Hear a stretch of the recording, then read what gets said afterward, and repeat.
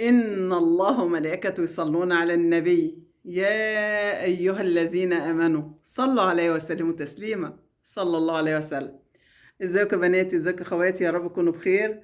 النهارده هنعمل مع بعضينا الشال الجميل دوت او التحفة الفنية ديت من عمل ايدينا من بواقي الخيوط.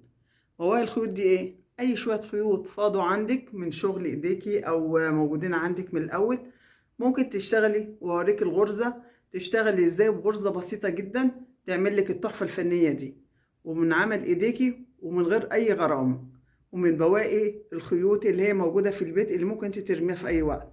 لا، نستغلها ونعملها باللوحة الفنية دي حلوة قوي قوي، سواء تخليها بقى على تحطيها على كتفك او تحطيها باي شكل من الاشكال اللي انا هوريها لك. يلا بينا، يلا بينا. كده يا امي بقى شال زي كده ممكن استخدمه في ايه؟ كده احنا الاول كده خلصنا الشغل بتاعنا. تمام. عبارة عن عواميد، كله الغرزة اسمها غرزة عواميد. اللي لسه بيتعلمها بنعملها ازاي؟ اول حاجة بناخد لفة كده كده، وهندخل في اول فتحة تقابلنا ونطلع بيها، بقوا 3 موجودين على الإبرة. هنلف لفة رابعة كده ونخرج بيها ونطلع ايه بواحدة، مع القديمة بقوا ايه 2. ندخل كده بيها نلف لفة ونطلع بواحدة بس. كده عملنا العمود بتاعنا، عمود السلسلة زي ما انتم شايفين كده.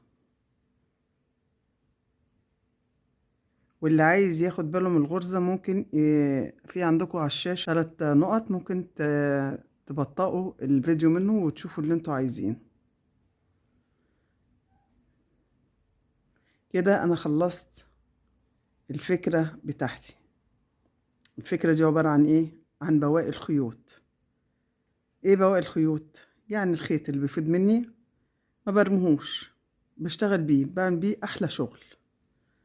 يعني كده خلصت الشغل بتاعه. هنعمل ايه بقى؟ كده هنقص الفتلة دي كده، هنقفلها ونقصها كده. حبايبي خلصناها. هنقص بالمقص بتاعنا كده وهنطلع بيها كده. خلاص كده اتقفلت. ممكن تركبي هنا بقى شرشوبة مع الفتلة دي، ممكن تحطي هنا شرشوبة كده تدخليها من هنا كده وتعمليها لو هتعمليها مفرش. لو هتعملي بقى اشكال تانية نعملها بس بعد ما ننضف الخيط بتاعنا زي كده. نشيل الخيط الزوايد بتاعنا ده بالشكل ده كده. اي خيوط تشيلوها.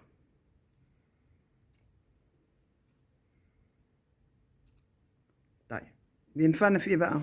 ده الشغل بتاعي اللي انا كنت شغالة فيه. ده عبارة عن بواقي الخيوط. بواقي الخيوط ازاي؟ زي دي كده. يعني فاض مني شوية، دول بشتغل بيهم، دول بيعملوا سطر من ده. ده اسمه سطر، ده سطر، ده سطر، ده سطر. هتلاقي كل سطر ليه لون، وممكن من جمال الالوان او شوية الخيوط الزيادة اللي عندي بعمل لهم سطرين. هنا دوت سطر، ده سطر، ده سطر، من كل لون شكل عاملة منه سطر. ده عاملة منه سطرين، ده سطرين، ده سطر.